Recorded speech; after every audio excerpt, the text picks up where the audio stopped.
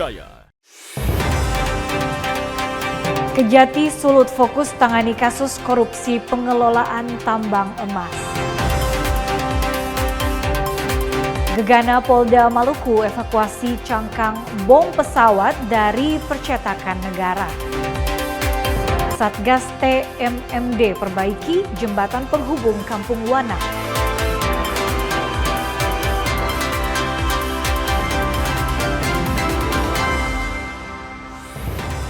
Selamat pagi saudara, kita kembali berjumpa dalam program Kompas Pagi.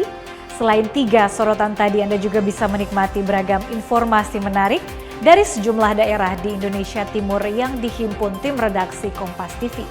Bersama saya Irama Toy, inilah Kompas Pagi selengkapnya, hanya di Kompas TV, independen, terpercaya.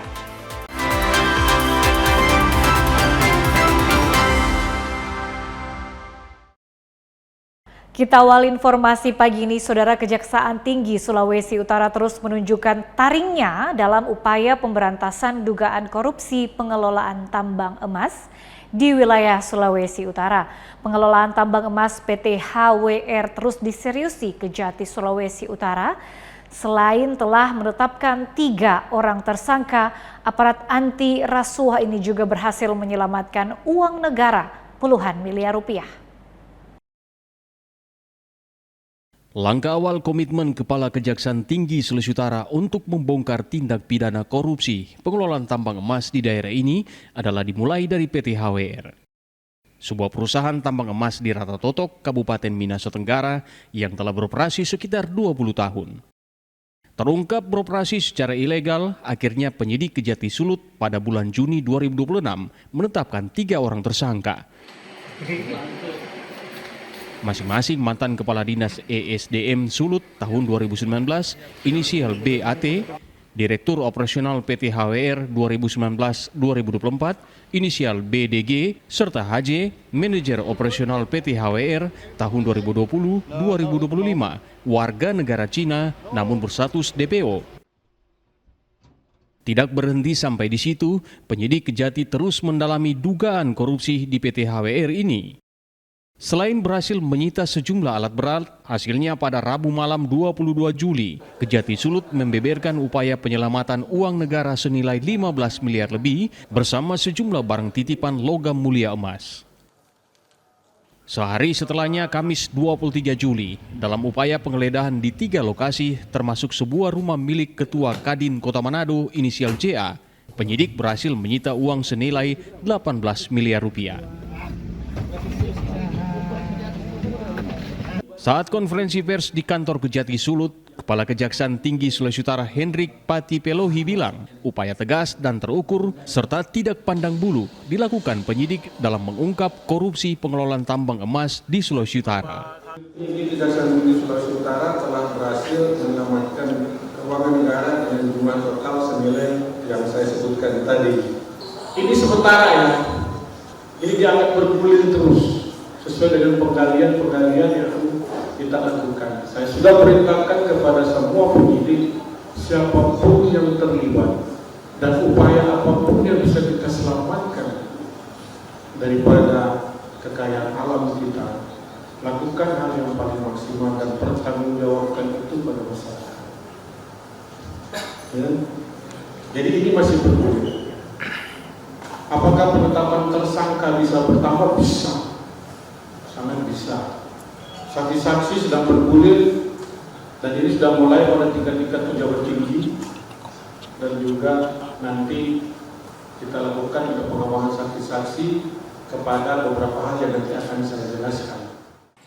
Data dari Kejaksaan Tinggi Sulawesi Utara, selain PT HWR, terdapat 30 lebih perusahaan tambang yang menjadi bidikan penyidik dan terindikasi menyalahi aturan dan merugikan negara. Tim Liputan Kompas TV Manado, Sulawesi Utara.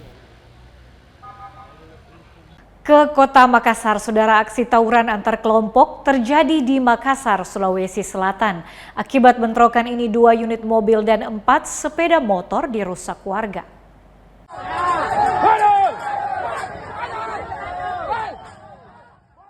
Tawuran antar kelompok ini terjadi di Jalan Abdullah Basalama, Kecamatan Panakukang, Kota Makassar, Sulawesi Selatan pada 26 Juli 2026 lalu.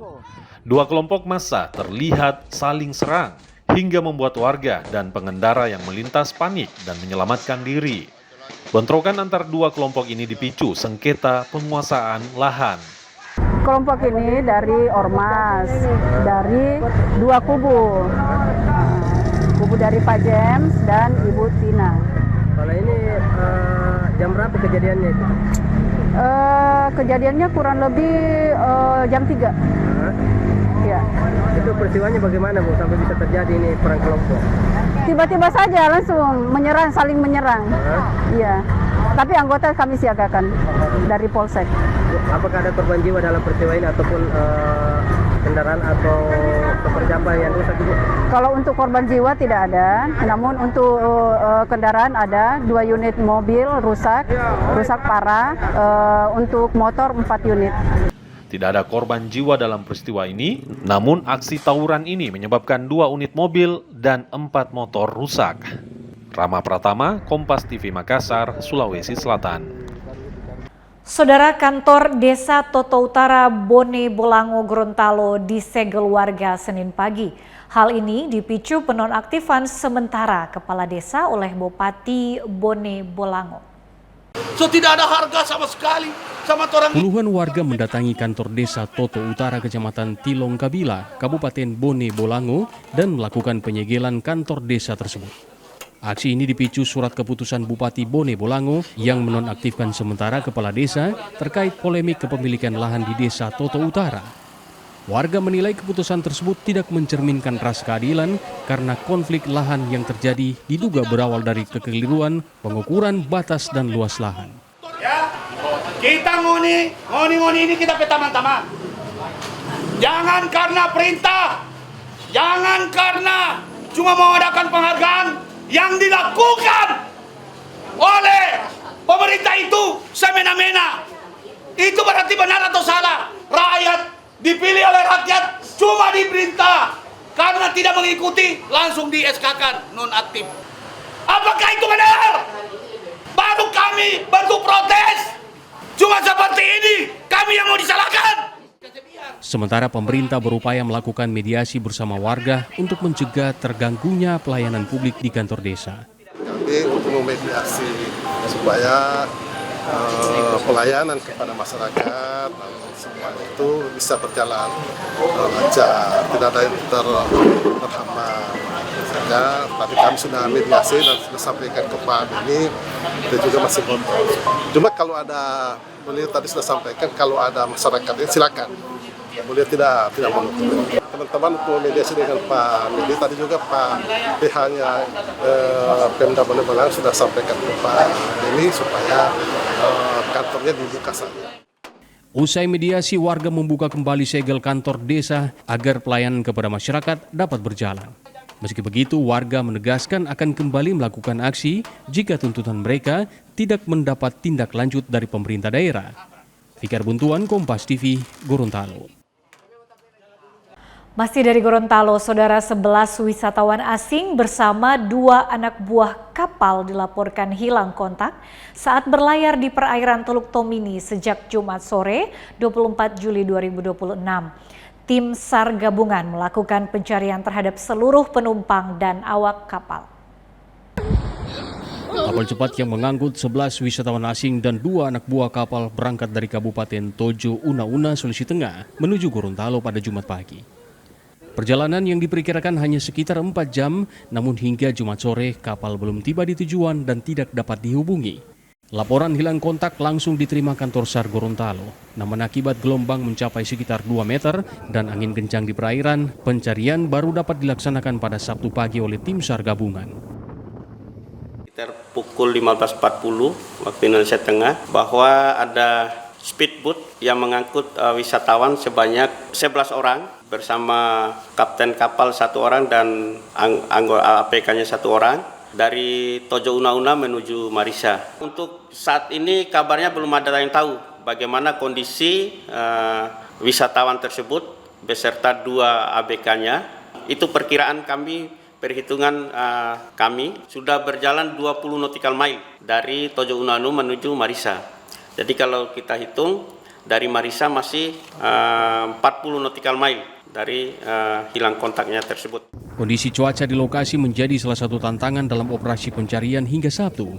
Proses pencarian masih terus dilakukan dengan menyisir perairan Teluk Tomini. Fikar Buntuan, Kompas TV, Gorontalo. Saudara, 11 wisatawan asing dan 1 anak buah kapal yang sempat hilang kontak di perairan Teluk Tomini berhasil ditemukan dalam keadaan selamat pada Sabtu sore 25 Juli 2026. Allahu Akbar.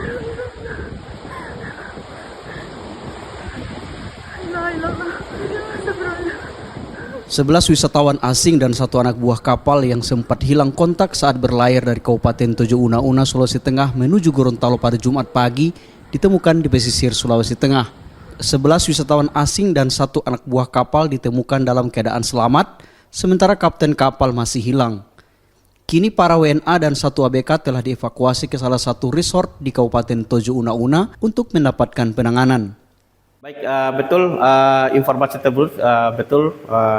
Kami sudah mendapatkan informasi dari Tojo Una-Una di mana kapal atau speedboat yang kami kerahkan tadi pagi, 2 unit speedboat untuk melakukan pencarian dari Tojo Una-Una ke diperkirakan tempat lost kontaknya kapal tersebut, dan alhamdulillah semua korban ditemukan dengan selamat, tapi masih ada 1 yaitu nahkodanya masih hilang, dan kami akan terus melaksanakan pencarian operasi SAR sesuai dengan SOP kami 7 hari, karena pada waktu mereka melaksanakan evakuasi, yang 1 orang ini hilang karena pandangannya agak kabut, sehingga tidak terlihat bahwa posisi yang nahkoda ini masih di kapalnya, yang menurut informasi yang kami dapatkan kapalnya patah jadi 2 dan mengalami tenggelam. Tim SAR gabungan masih menyisir perairan Teluk Tomini dengan memperluas area pencarian untuk menemukan korban yang masih hilang. Operasi pencarian akan terus dilanjutkan dengan menyesuaikan kondisi cuaca dan perkembangan informasi di lapangan. Fikar Buntuan, Kompas TV, Gorontalo. Saudara, informasi Maluku, Gegana Polda Maluku evakuasi cangkang bom pesawat dari percetakan negara. Akan kami hadirkan sesaat lagi. Tetaplah bersama kami di Kompas Pagi.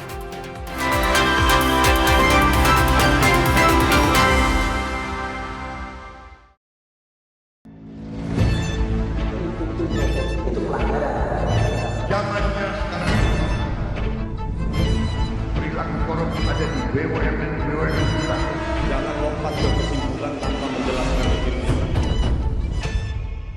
Saya anak buahnya Prabowo. Gaji tidak naik kan? Hanya 5.000 orang. Bahwa hal tersebut tidak boleh. Bola Liar setiap Jumat pukul 8:30 malam live di Kompas TV. Ketahui berita dan informasi seputar kekhasan, gagasan, tantangan, serta inovasi di 38 provinsi dan 514 kabupaten kota di seluruh tanah air yang terajut menjadi inspirasi bagi bangsa. Berbagai informasi aktual dan menarik dari berbagai daerah di tanah air dalam Jurnal Nusantara. Ikuti Jurnal Nusantara setiap hari pukul 6:30 pagi live di Kompas TV.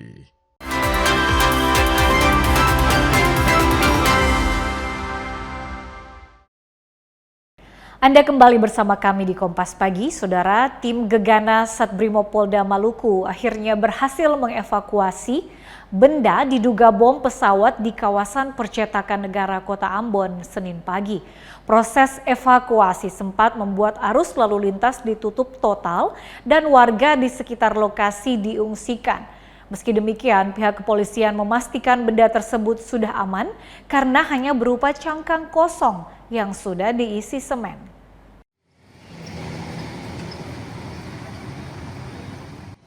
Proses Proses evakuasi benda logam yang diduga bom pesawat di halaman kantor percetakan negara Kota Ambon kembali dilanjutkan oleh tim detasemen Gegana Satbrimo Polda Maluku Senin pagi. Untuk mengantisipasi hal yang tidak diinginkan, petugas melakukan sterilisasi lokasi dengan memasang garis polisi, serta meminta warga yang tinggal di sekitar untuk sementara mencari tempat aman. Bahkan menutup total aktivitas warga maupun kendaraan yang melintas. Setelah kurang lebih 2 jam proses penggalian, benda tersebut akhirnya berhasil dievakuasi menggunakan mobil polisi menuju Polresta Pulau Ambon. Selepas identifikasi, Kapolresta Pulau Ambon, Kombes Andreas Susanto Nugroho bilang benda tersebut merupakan cangkang bom pesawat yang sudah tidak memiliki bahan peledak dan sudah diisi semen oleh warga terdahulu untuk pondasi tiang bendera. Dan setelah dilakukan pengecekan, ternyata sisa bom yang diduga bom itu ternyata casing yang sudah diisi dengan semen dan dijadikan tiang bendera. Bom tersebut adalah casing tersebut adalah sisa bom dari Perang Dunia Kedua. Dan saat ini sudah diamankan, sudah diserahkan ke Polresta Ambon dan sudah kita simpan. Tidak ada isi mesiu, isinya hanya semen cor yang tujuannya adalah dibuat sebagai tiang bendera. Dan kini kondisi lokasi kejadian sudah kembali kondusif dan aktivitas warga telah berjalan normal kembali. Tim Liputan, Kompas TV Ambon, Maluku. Sorotan dari Manado, saudara, kebakaran lahan terjadi di Kombos Timur Kota Manado Sabtu sore pekan lalu. Pemadam dan warga berupaya memadamkan api yang terus membesar karena hembusan angin, agar api tak merembet ke rumah-rumah warga.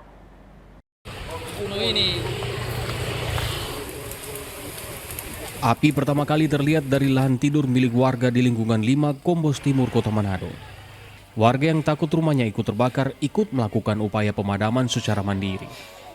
Sebanyak 2 mobil pemadam kebakaran turut dikerahkan guna memadamkan api. Sayangnya medan yang sulit serta tiupan angin membuat proses pemadaman berjalan lama.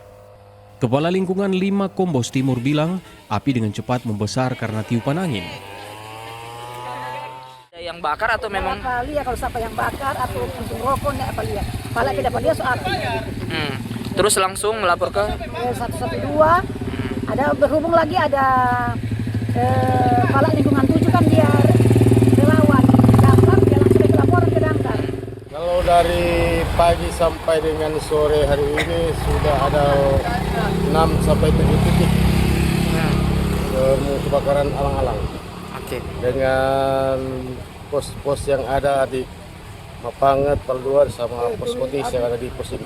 Ada kesulitan pemadaman Pak kalau dilihat tadi? Kalau dalam kesulitan pemadaman dalam alang-alang ini banyak kesulitan karena banyak yang gunung-gunung yang terjang itu susah dijangkau. Tiupan angin? Termasuk dengan tiupan angin, kita kalau mau pendinginan harus dia arah angin. Selain kebakaran di Kombos Timur, pada Sabtu 25 Juli 2026 terdapat beberapa titik api di Kota Manado. Warga diminta untuk waspada dan tidak melakukan pembakaran lahan secara sembarangan. Singli Manderes, Kompas TV Manado, Sulawesi Utara.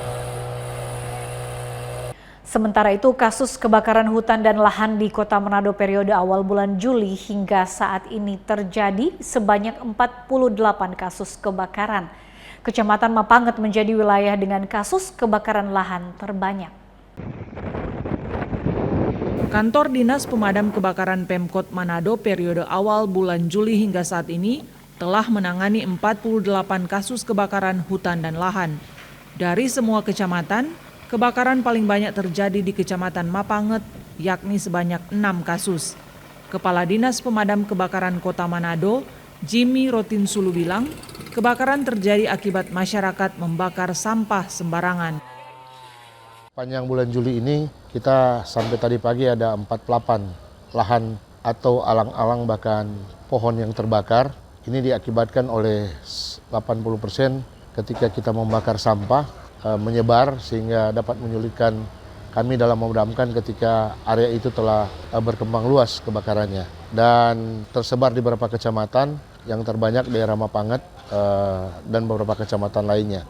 Kami menghimbau dalam musim kemarau ini jangan membakar sampah atau membakar lahan karena ini dapat mengakibatkan akibat yang fatal ketika terjadi angin kencang, maka dapat menyulitkan pemadam kebakaran dalam memadamkan api dan dapat menimbulkan ispa asap bagi masyarakat dan dapat merembet ke tempat-tempat lain yang dapat membahayakan.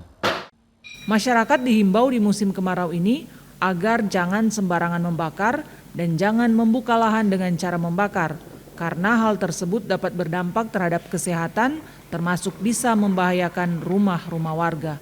Jimmy Dapar, Kompas TV Manado, Sulawesi Utara. Masih dari sorotan Manado, saudara, pedagang ikan segar di Pasar Bersehati, Kota Manado menggelar aksi mogok berjualan Senin pagi 27 Juli. Aksi ini dilakukan sebagai bentuk protes setelah Perumda Pasar Kota Manado memasang pagar pembatas di area tempat mereka berjualan. Ratusan pedagang ikan segar di Pasar Bersehati Kota Manado memilih tidak berjualan pada Senin siang. Nampak lokasi tempat khusus bagi para pedagang ikan sepi dari aktivitas. Kondisi ini buntut dari kebijakan Perumda di Pasar Bersehati memasang pagar pembatas di lokasi mereka berjualan ikan. Para pedagang menolak keras pemasangan pagar pembatas di depan hanggar ikan Pasar Bersehati. Menurut pedagang, pagar pembatas tersebut membuat sebagian pedagang kehilangan tempat berjualan dan mengancam mata pencarian mereka. Pasar itu untuk toleransi sama untuk menguntungkan dua-dua, dan yang untung itu pagar dari depan sana, dan tuh pagar dari depan sana supaya DP airnya ke jalan, tuh itu yang tentu mau. Jangan pagar begini, kalau pagar begini kan itu rusak pembeli dengan pedagang, tuh. Jadi itu yang perlu menjadi beban akan di pasar ini ya. Lalu pagar dari sana. Orang tak ikut mau semua, tuh ikut mau semua. Yang ada yang keluar ke India dan. Komplain itu adanya di tiap lapak itu cuma dua box aja. Sedangkan yang pedagang-pedagang kecil saja orang box itu 3. Yang pedagang-pedagang grocery. Tapi orang ini pedagang-pedagang yang biasanya di sini menampung 7, 8, 5. Artinya ada pembatasan iya, itu. Apalagi yang penampung pasar itu dia. Jadi mereka itu tidak tahu mau dilemparkan kemana itu. Sementara itu pihak Perumda Pasar Kota Manado menjelaskan, pemasangan pagar dilakukan untuk menata kembali kawasan pasar agar lebih rapi dan tertib. Kapasitas hanggar mencukupi untuk menampung seluruh pedagang ikan yang terdata. Aksi unjuk rasa merupakan hak para pedagang, namun pihaknya berharap dialog dapat dilakukan agar ditemukan solusi yang baik bagi semua pihak. Pada prinsipnya Perumda Pasar melakukan hal ini dengan berbagai macam pertimbangan. Kalau pedagang-pedagang nggak berjual di luar, ngapain orang pakai? Itu yang menjadi alasan kenapa orang lakukan pemagaran. Dan kenapa dilakukan pemagaran malam? Ya karena malam tidak ada aktivitas pasar. Kalau siang kan nanti bukan cuma bentrok, tetapi kondisi di lapangan tidak memungkinkan untuk dilakukan pemagaran. Sehingga orang dilakukan pemagaran pada malam. Aksi mogok berjualan sudah digelar sejak pekan lalu. Para pedagang juga sempat merobohkan pagar yang dibangun pihak Perumda Pasar Bersehati. Sungli Mandares, Kompas TV Manado, Sulawesi Utara. Sementara itu, saudara, ratusan pedagang Pasar Bersehati Kota Manado berunjuk rasa di depan Mako Polda Sulut Senin siang.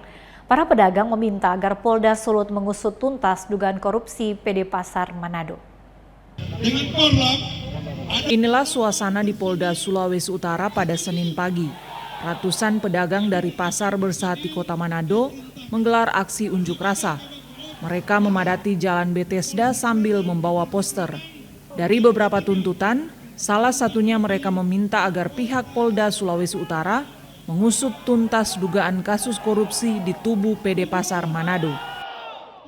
dalam rangka untuk mempertanyakan terkait dengan penyampaian Bapak Dir, dan alhamdulillah ini telah disampaikan kembali. Tinggal menunggu hasil audit investigasi dari BPKP. Karena terkait dengan unsur dugaan korupsi atau ada kerugian keuangan negara, tinggal satu hal itu yang ditunggu. Sementara itu, Direktur Reserse Kriminal Khusus Polda Sulawesi Utara, Kombes Pol Winardi Prabowo bilang, hingga saat ini laporan kasus dugaan korupsi terus bergulir. Namun, pihak kepolisian masih menunggu hasil audit kerugian negara dari BPKP. Yang intinya adalah mereka meminta terkait masalah penanganan kasus tindak pidana korupsi di PD Pasar yang sedang kami tangani untuk meminta kejelasan. Ya, dan juga kita sudah sampaikan bahwa saat ini kasus tersebut dalam proses penyidikan. Dan saat ini kita sedang menunggu dari BPKP untuk penghitungan kerugian negara. Dan kita berharap bahwa BPKP cepat menunaikan tugasnya dan segera menyampaikan pada kami terkait masalah perhitungan kerugian keuangan negara supaya ini bisa mempercepat kasusnya dan mempertegas, sehingga kami akan selalu mengawal kasus ini, dan kita juga berkomitmen tadi bahwa kita akan transparan dan terbuka terhadap penanganan kasus ini. Ditambahkan juga, sampai saat ini penyidik Tipikor Polda Sulawesi Utara telah melakukan pemeriksaan 257 saksi, termasuk Direktur PD Pasar Luki Senduk. Jimmy Dapar, Kompas TV Manado, Sulawesi Utara. Saudara, makan berkah gratis MBG ala Masjid di Merauke. Informasi ini akan kami hadirkan usai jeda. Tetaplah bersama kami.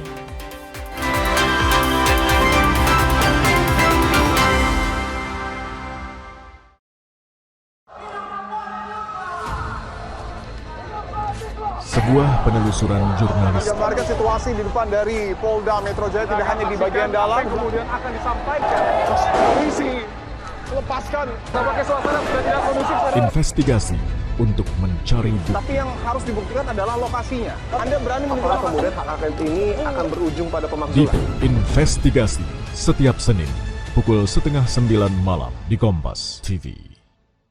Awali hari dengan sejumlah informasi terpilih. Seorang pengendara ojek online terluka parah. Usai motor yang melintasi jalan berlubang di Jakarta, longsor membuat 6 titik di Jalan Trans Papua putus total. Menjadi referensi menjalani aktivitas di pagi hari. Di Singapura menyebut sopir penabrak sudah ditetapkan sebagai tersangka. Dan duka cita mendalam atas meninggalnya siswa sekolah kejuruan yang mengalami kecelakaan. Kompas Pagi, setiap hari pukul 4:30 pagi, live di Kompas TV.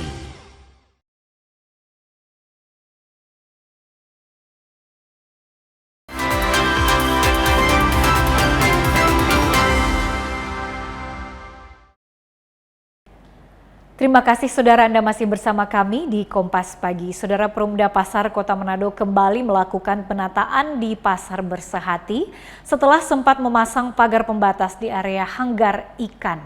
Penataan dilakukan untuk menciptakan lingkungan pasar yang lebih rapih, bersih dan nyaman bagi masyarakat yang berbelanja. Direktur Utama Perumda Pasar Kota Manado, Luki Senduk, memimpin para petugas pasar menata area hanggar ikan segar Pasar Bersehati Senin siang. Puluhan coolbox hingga meja dagang dipindahkan oleh petugas karena dinilai menutupi akses jalan bagi pembeli. Menurut Luki Senduk, penataan perlu dilakukan untuk memperbaiki tata letak sekaligus meningkatkan kebersihan pasar agar aktivitas jual beli menjadi lebih nyaman. Dirut Perumda Pasar menegaskan kapasitas hanggar memadai untuk menampung seluruh pedagang ikan, sehingga tidak perlu ada pedagang yang berjualan di luar area hanggar. Kembali, karena awal mula hanggar ikan ini diatur, ditata dengan baik, semua pedagang ada di dalam hanggar ikan. Tapi kita lihat saat ini penuh dengan coolbox, malah dijadikan tempat penampungan coolbox. Bagaimana mereka mau berjualan kalau coolbox semua? Dan akhirnya mereka jual di jalan, di luar. Maka itu kami menata kembali supaya ada kebersihan terjamin. Kendati muncul penolakan dari ratusan pedagang ikan, Perumda Pasar Kota Manado tetap akan menggelar penataan pasar. Sungli Mandares, Kompas TV Manado, Sulawesi Utara. Dari kota Makassar, saudara, jelang HUT Kemerdekaan Republik Indonesia, penjual musiman bendera mulai ramai di kota Makassar, Sulawesi Selatan. Mereka mulai memenuhi pinggiran ruas jalan, berharap keuntungan dari lembaran kain bendera merah putih. Akhir bulan Juli jadi momen tersendiri bagi penjual musiman bendera merah putih. Mereka mulai memenuhi pinggiran ruas jalan menjajakan bendera. Di Jalan Urip Sumoharjo, Makassar ini misalnya, pedagang bendera mulai memenuhi tepi jalan. Mereka mulai ada bahkan sejak awal Juli 2026 lalu. Para pedagang berburu keuntungan dari lembaran kain bendera. Apalagi saat Agustusan tiba, penjualan bendera hingga umbul-umbul bisa laku keras. Ya paling sekarang aku 3 atau 2 juga alhamdulillah lah buat makan. Kan sekarang belum ramai. Iya. Biasanya paling ramainya jelang 17-an atau seperti apa Bu Kakom? Paling ramainya ya sekitar Agustusan lah, sekitar dari tanggal 1. Harga setiap bendera bervariasi tergantung ukuran. Yang paling kecil dijual di kisaran Rp15.000, sementara yang paling besar bisa mencapai Rp100.000. Jika belajar dari tahun sebelumnya, pedagang musiman ini bisa meraup untung hingga ratusan ribu bahkan jutaan rupiah selama HUT Kemerdekaan. Rama Pratama, Kompas TV Makassar, Sulawesi Selatan. Informasi dari Merauke, saudara, kehadiran Satgas TMMD mulai dirasakan dampaknya oleh warga Kampung Wanam, kampung yang menjadi lokasi PSN di Merauke. Saat ini personel Satgas telah mengerjakan perbaikan jembatan penghubung vital yang sudah rusak dimakan usia. Personel TMMD saat ini tengah mengerjakan perbaikan jembatan yang menghubungkan antar kampung di Wanam, Distrik Ilwayap, Kabupaten Merauke, Papua Selatan. Jembatan ini mengalami kerusakan karena termakan oleh usia, kini diperbaiki secara bertahap oleh personel Satgas TMMD agar kembali layak digunakan oleh warga.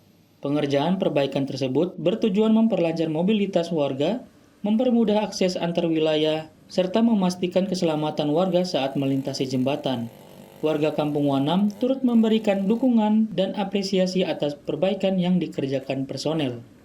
Saya minta terima kasih karena jembatan ini sudah perbaiki, yang kemarin jalan kan rusak, oke, jembatan sudah diperbaiki. Jadi saya minta terima kasih kepada Bapak orang sudah fasilitasi kita punya jalan ini. Jadi dulunya rusak jembatan, jadi saya minta terima kasih bahwa jembatan ini jalannya sudah bagus. Dulu kan kita datang itu jalan pulang ke kampung masih ragu, aduh ini nanti sampai di pertengahan ini kita punya jembatan ini kalau rusak patah kita bisa dapat susah atau tidak. Ya saya Bapak minta terima kasih. Perbaikan jembatan tersebut merupakan salah satu tujuan program TMMD dalam membantu pemerintah daerah mempercepat pembangunan di wilayah pedalaman. Tim Liputan, Kompas TV Merauke, Papua Selatan. Masih dari Merauke, jika program pemerintah berupa makan bergizi gratis menyasar sekolah-sekolah, beda halnya dengan yang dilakukan oleh pengurus Masjid Baitur Rahmah Merauke. Setiap Senin hingga Jumat usai sholat zuhur, jemaah disajikan makan siang secara gratis lewat program Makan Berkah Gratis yang berasal dari swadaya jamaah dan para donatur. Pengurus Masjid Baitur Rahman punya cara sendiri untuk meramaikan masjid. Jika program pemerintah berupa makan bergizi gratis menyasar sekolah-sekolah, beda halnya yang dilakukan oleh pengurus Masjid Baitur Rahman Merauke. Berbeda dengan program pemerintah, kegiatan ini sepenuhnya berasal dari swadaya jamaah dengan dukungan ibu-ibu majelis taklim yang memasak dan menyediakan makanan. Setiap Senin hingga Jumat, pengurus masjid menyediakan sekitar 50 porsi makanan rumahan. Program Makan Berkah Gratis atau MBG Masjid ini telah berjalan selama 7 bulan dan menjadi yang pertama di Kabupaten Merauke. Pengurus masjid menyediakan kotak donasi dan layanan kris khusus. Pengelolaan dana pun dipisahkan dari operasional masjid agar penggunaannya lebih transparan. Alhamdulillah sudah berjalan sekitar 7 bulan. Dan kegiatan ini murni swadaya daripada jamaah dan dibantu oleh Ibu-Ibu Majelis Taklim. Dan kegiatan ini dari hari Senin sampai dengan hari Kamis dilaksanakan setelah pada sholat zuhur berjamaah. Adapun untuk hari Jumat kami menyiapkan Jumat berkah untuk jamaah yang melaksanakan sholat Jumat di masjid ini. Untuk pendananya sendiri kami bedakan antara operasional masjid dengan kegiatan makan berkah gratis ini. Memang kami siapkan kotak khusus dan juga QRIS untuk memudahkan jamaah untuk memilih ingin sedekahnya di mana. Untuk porsi yang kami siapkan, alhamdulillah untuk tiap harinya kami siapkan 50 porsi untuk jamaah yang melaksanakan sholat di masjid ini. Selain itu, pengurus masjid mulai mempersiapkan kegiatan ini sejak pagi, mulai dari membersihkan dapur, menata peralatan makan, hingga menerima masakan rumahan yang diantar ibu-ibu sebelum dibagikan ke para jamaah. Menu yang disajikan pun sederhana, mulai dari ikan, tahu, tempe, hingga sayur. Nyiapinnya dari 8:30 pagi, nanti selesainya jam 2. Yang kerjakan mulai membersihkan pantry, terus menyiapkan nasi sama sendok, sama piringnya dilap. Biasanya menu apa sih Pak yang disajikan? Sayur, terus lauknya kayak tempe, ikan, ayam gitu. Program ini mendapat sambutan positif dari para jamaah. Jamaah menilai kehadiran makan berkah gratis ini menjadi penyemangat untuk semakin meramaikan sholat zuhur berjamaah dan menambah nilai kebersamaan serta kepedulian antar jamaah. Ya, sangat bagus dan positif sekali karena dengan adanya MBG yang hampir sama dengan istilah nasional ini, padahal beda. Makan berkah gratis kalau di Masjid Baitur Rahmah ini. Jadi sangat menginspirasi bagi masjid-masjid yang lain, khususnya kepada jamaah Masjid Baitur Rahmah. Dari jamaahnya bisa menambah semangat berjamaah. Harapannya program makan berkah gratis dapat terus berlanjut dan menginspirasi masjid-masjid lain di Merauke untuk menghadirkan kegiatan serupa, sehingga semakin banyak masyarakat yang merasakan manfaat berbagi melalui rumah ibadah. Tim Liputan Kompas TV Merauke, Papua Selatan. Saudara, usai jeda kami akan kembali dengan informasi sekelompok mahasiswa di Kota Ambon menggagas gerakan literasi bernama Beta Baca Beta Cerita atau BECCA. Tetaplah bersama kami di Kompas Pagi.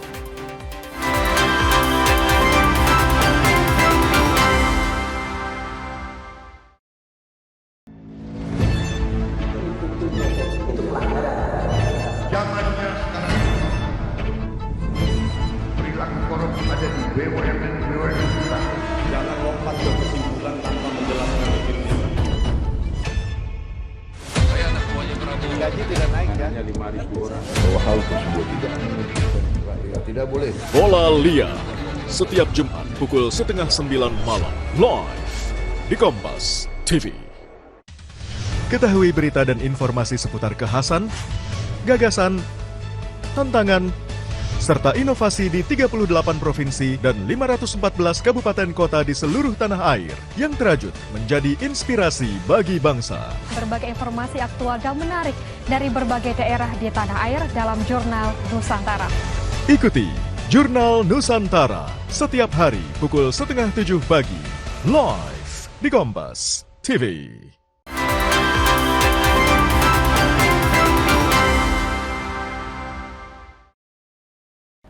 Saya Irama Toy masih menemani Anda di Kompas Pagi. Saudara, harga ayam potong di Kota Kendari mengalami kenaikan signifikan dalam sepekan terakhir. Kondisi ini membuat daya beli masyarakat menurun dan para pedagang mengeluhkan turunnya omzet penjualan.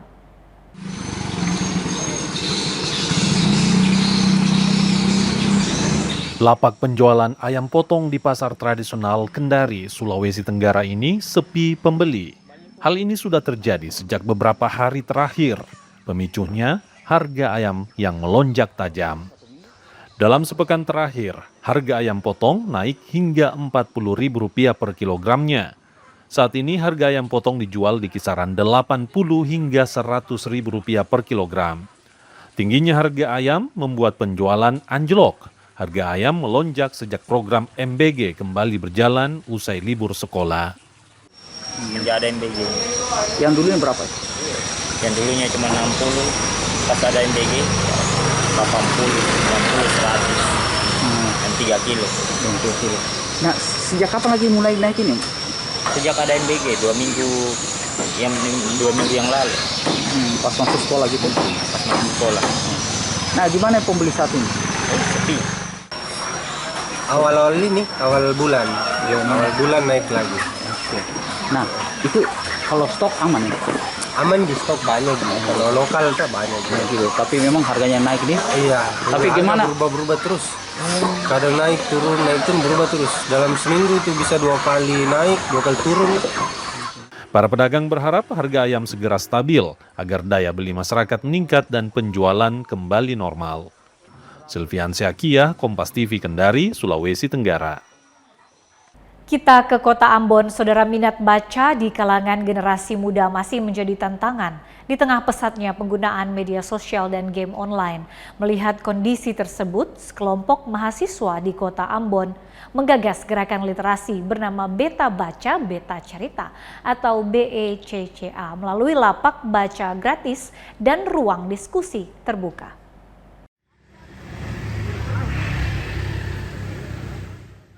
Kesatuan Aksi Mahasiswa Muslim Indonesia atau KAMI Ambon menggagas program meningkatkan literasi dengan menyediakan lapak baca gratis berisi beragam koleksi buku, mulai dari buku anak, novel fiksi, pengembangan diri, hingga karya pemikir nasional. Gerakan ini berupaya menghidupkan kembali budaya membaca di tengah dominasi game online dan konten digital. Tak hanya menyediakan buku, Beca juga mengajak pengunjung berdiskusi dan mempresentasikan kembali isi buku yang telah mereka baca. Kegiatan ini rutin digelar setiap hari Senin di kampus PGSD Universitas Patimura dan hari Rabu di lapangan Tambak Unpati. Ini juga menjadi keresahan Ketong begitu karena yang dimana Ketong lihat datanya itu di Maluku sendiri itu punya minat baca begitu yang sangat-sangat rendah begitu. Untuk Becak sendiri itu di tahun 2025 kemarin di bulan Oktober gitu. Dari berbagai macam kalangan begitu, dari ada juga bapak-bapak, selain juga mahasiswa ada juga anak-anak sekolah gitu banyak. Selain membaca, di lapak ini mereka juga menyiapkan opsi sistem peminjaman buku secara sederhana. Pengunjung cukup mengisi nama dan nomor kontak, kemudian dapat meminjam buku selama seminggu. Ya penting sekali sih, karena mahasiswa sekarang ini dong lebih penting kepada media sosial. Media sosial memang sih banyak juga sih, cuman kan kotong kayak baca buku tuh akan punya kotong lebih fokus sama buku saja begitu. Kalau handphone kan nanti setengah mati begitu kakak, jadi kotong agak terganggu dari notifikasi yang ada pada handphone. Di sini pengunjung juga bisa berpartisipasi melalui donasi buku dan mengikuti berbagai kegiatan literasi. Informasi jadwal dan kegiatan Beca dapat diikuti melalui akun Instagram di @beca_unpati12. Gerakan ini diharapkan menjadi ruang belajar yang inklusif sekaligus menumbuhkan kembali minat baca dan budaya berdiskusi di kalangan generasi muda Maluku. Tim Liputan, Kompas TV Ambon.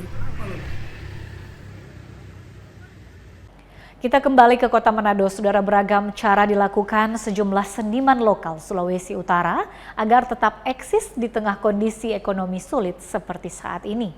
Salah satunya dengan menggelar pameran lukisan bertajuk Eskalasi Waktu Menakar Jeda di tengah arus yang bergegas. Sejumlah seniman lokal Sulawesi Utara memamerkan hasil karya seni di ruang Toe Art di salah satu hotel di Manado.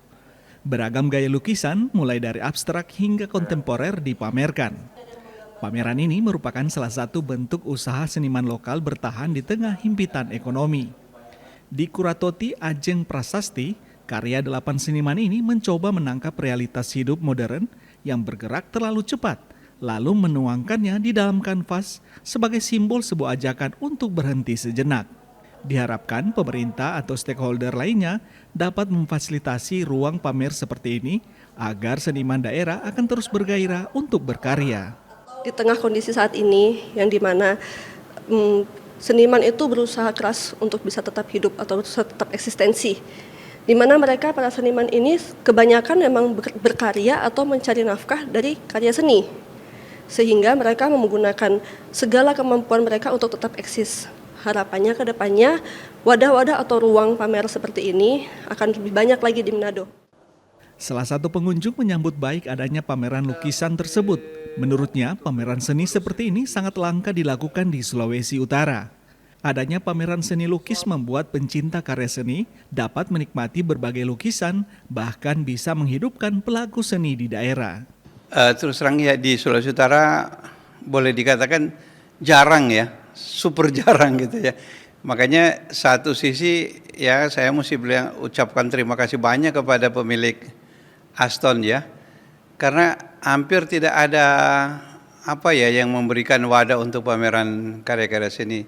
Ternyata kalau lihat di sini karya seni yang ada di ini yang dipamerkan di sini walaupun tidak seberapa banyak ya, tapi bagus, berkualitas gitu ya. Pameran ini dilakukan untuk mendorong peningkatan perekonomian seniman di Sulawesi Utara.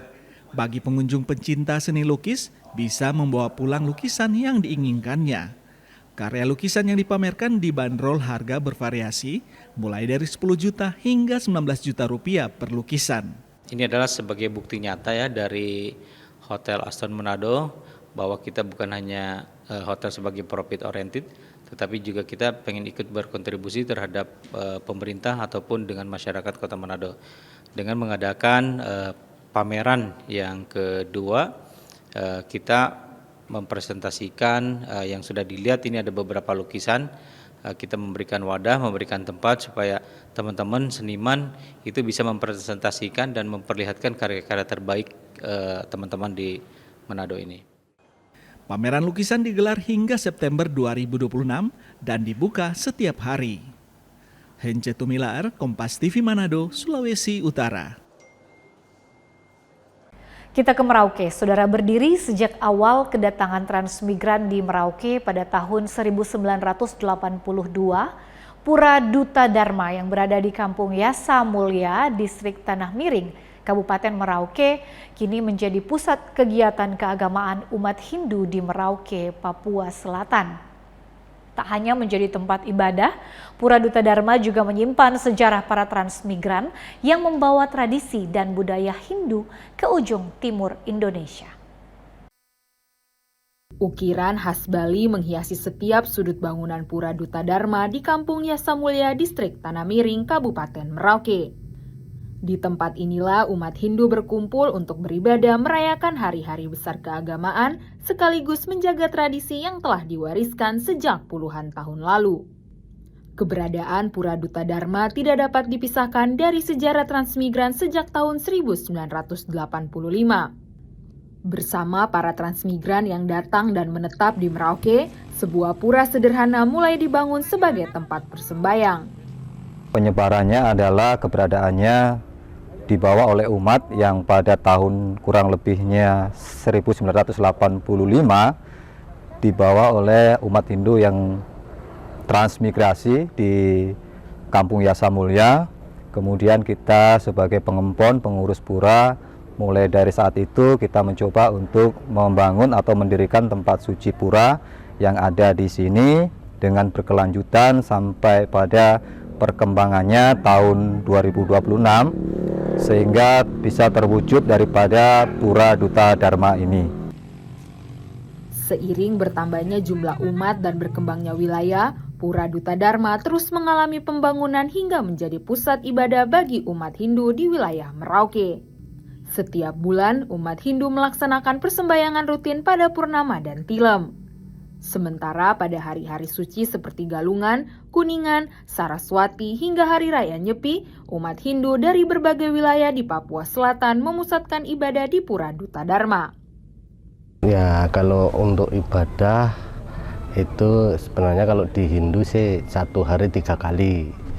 Tetapi kalau untuk ibadah hari-hari tertentu macam 15 hari sekali purnama dan tilem, dalam 1 bulan dua kali. Kemudian ditambah hari-hari besar seperti Saraswati, Pager Besi, Siwalatri, bahkan tahun baru Saka ini, Hari Raya Nyepi. Di seluruh distrik Tanah Miring ini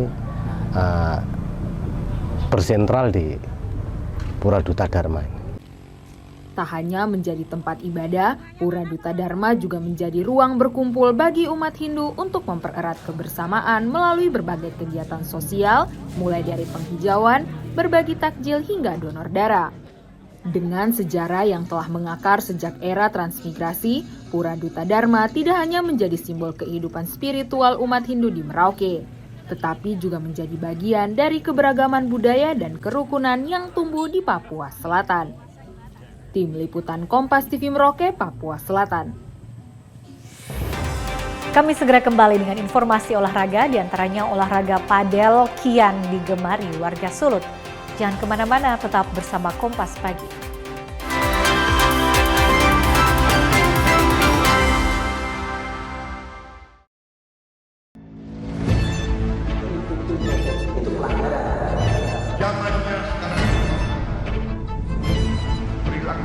Ada di BUMN kita. Jangan lompat ke kesimpulan tanpa menjelaskan dirinya. Saya anak buahnya Prabowo. Gaji tidak naik kan? Hanya 5.000 orang. Bahwa hal tersebut tidak boleh. Bola Liar setiap Jumat pukul 8:30 malam live di Kompas TV. Ketahui berita dan informasi seputar kekhasan, gagasan, tantangan, serta inovasi di 38 provinsi dan 514 kabupaten kota di seluruh tanah air yang terajut menjadi inspirasi bagi bangsa. Berbagai informasi aktual dan menarik dari berbagai daerah di tanah air dalam Jurnal Nusantara. Ikuti Jurnal Nusantara setiap hari pukul 6:30 pagi live di Kompas TV.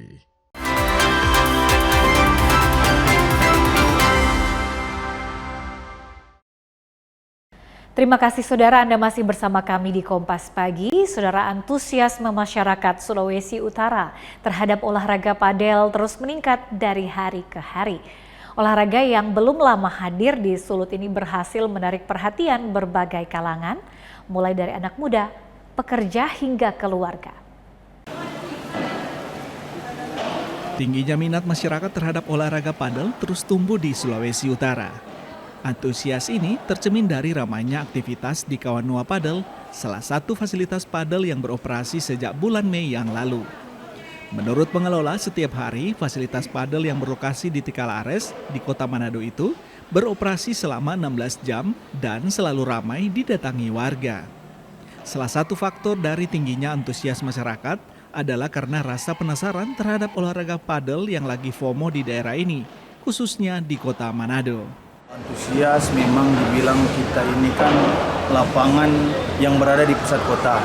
Memang antusias olahraga padel di Manado ini pada tren awal tahun 2026 ini memang antusiasnya cukup tinggi. Karena memang olahraga ini kan lagi FOMO-FOMOnya.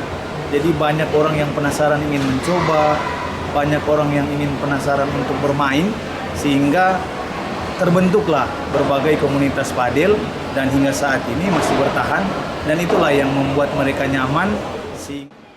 Di sisi lain, masyarakat menilai olahraga padel menjadi sesuatu yang menarik untuk dicoba. Komunitas padel di Sulut pun mulai tumbuh menjamur. Sayangnya, belum banyaknya fasilitas padel di Sulut membuat sejumlah warga harus jauh-jauh datang ke Kota Manado untuk merasakan olahraga ini.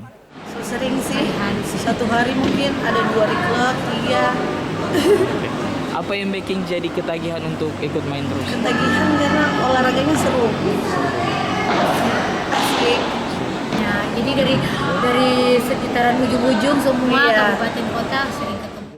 Besarnya antusiasme ini dinilai menjadi sinyal positif bagi perkembangan olahraga padel di Sulawesi Utara. Apalagi dalam beberapa bulan terakhir, semakin banyak turnamen yang dibuat guna meningkatkan minat masyarakat terhadap olahraga padel. Swingli Mandares, Kompas TV Manado, Sulawesi Utara. Saudara, Timnas Indonesia tiba di Jakarta setelah menjalani pemusatan latihan selama 3 pekan di Bali United Training Center, Gianyar, Bali. Ragnar Uratmangun, Beckham Putra, hingga Rizky Ridho tiba di Bandara Soekarno-Hatta, Tangerang, Banten, Sabtu malam. Mereka merupakan 26 pemain yang lolos seleksi ketat John Herman untuk tampil di Piala AFF 2026.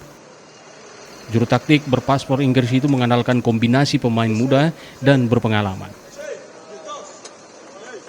Skuad Garuda akan menantang Kamboja di laga perdananya di Stadion Pakansari, Bogor, Jawa Barat pada Senin nanti.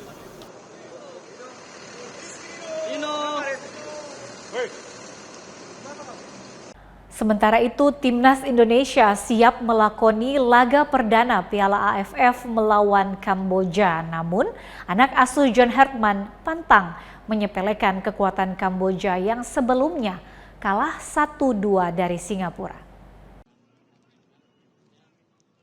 Skuad Garuda menggelar latihan di Stadion Madia Kompleks Gelora Bung Karno, Jakarta, jelang melawan Kamboja di laga Grup A Piala AFF. Skuad asuhan John Herman dalam kondisi kepercayaan diri tinggi usai melakukan pemusatan latihan di Bali. Meski Indonesia diunggulkan, namun Rizky Ridho CS pantang meremehkan kekuatan Kamboja. Pertandingan pertama tidak gampang, meskipun kita sudah lihat Kamboja kemarin kalah 1-2 di home melawan Singapura. Tapi itu tidak menjadikan alasan bahwa kita melihat Kamboja juga tim yang sepele atau tim gampang untuk dikalahkan, tidak sama sekali. Kita tetap fokus dan seperti yang Coach tadi bilang, kita fokus pada tim kita sendiri dengan identitas kita sendiri, cara bermain kita sendiri, dan dengan keyakinan penuh bahwa kita bisa memberikan hasil positif untuk pertandingan-pertandingan di Piala AFF kali ini. Saudara, salah satu sosok yang mencuri perhatian di skuad Timnas untuk Piala AFF 2026 adalah Mitchell Baker. Pemain 19 tahun ini berpotensi jadi peluru baru pasukan Garuda setelah resmi dinaturalisasi 13 Juli lalu. Mitchell Baker telah mengikuti pemusatan latihan di Bali dan mampu menyumbang 1 gol saat uji coba melawan Bali United. Ia berpeluang menjalani debutnya bersama Timnas di ajang Piala AFF 2026. Mitchell Baker menjadi tumpuan Timnas Indonesia di lini depan, menambal oleh Romeni yang akan ikut Piala AFF. And it's been a really good experience here in Bali. I think the training camp went really well, and I think the team brotherhood's great, and I think they're just excited to play. We've been to the final 6 times and we haven't won, so it's about time we win. Saudara, Persib Bandung membuka Piala Presiden 2026 dengan hasil sempurna. Maung Bandung menang 1-0 atas Arema FC. Laga pembuka Piala Presiden mempertemukan Persib Bandung dengan Arema FC di Stadion Jalak Harupat, Bandung. Persib Bandung mendominasi jalannya pertandingan lewat peluit awal dibunyikan. Jumlah peluang berhasil diciptakan, namun masih mampu diantisipasi barisan pertahanan Arema FC. Kebuntuan pecah pada menit ke-24. William Barros berhasil menaklukkan penjaga gawang Arema dan membawa Maung Bandung unggul 1-0.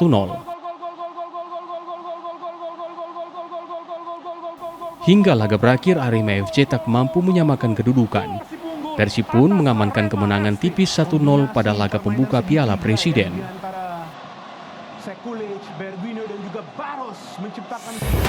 Dan informasi tadi menutup perjumpaan kita dalam program Kompas Pagi. Saya Ira Matoy bersama kru yang bertugas mengucapkan terima kasih atas kebersamaan Anda. Tetap saksikan rangkaian program berita di Kompas TV, independen, terpercaya.